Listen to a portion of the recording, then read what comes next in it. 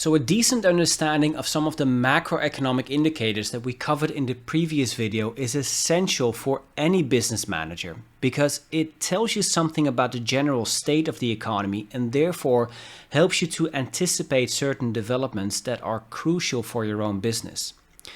This is also where the concept of business cycles come in.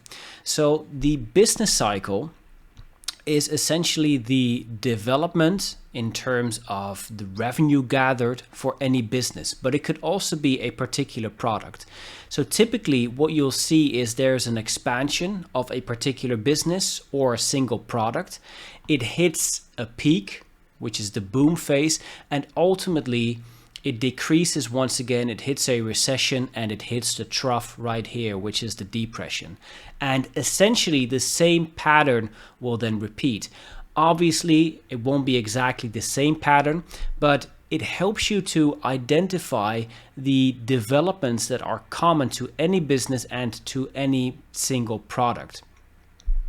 So you need to be able to tell where you are in a particular phase. Are you still in the expansion phase?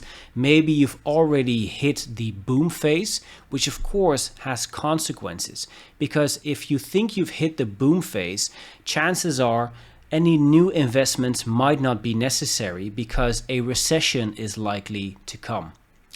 And the same also goes for the economy. So business cycles generally sort of surf on the general trends of the economy. And this is what a general economic development usually looks like.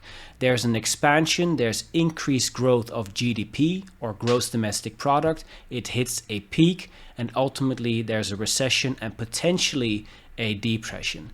And sort of this similar shape will follow in repetition.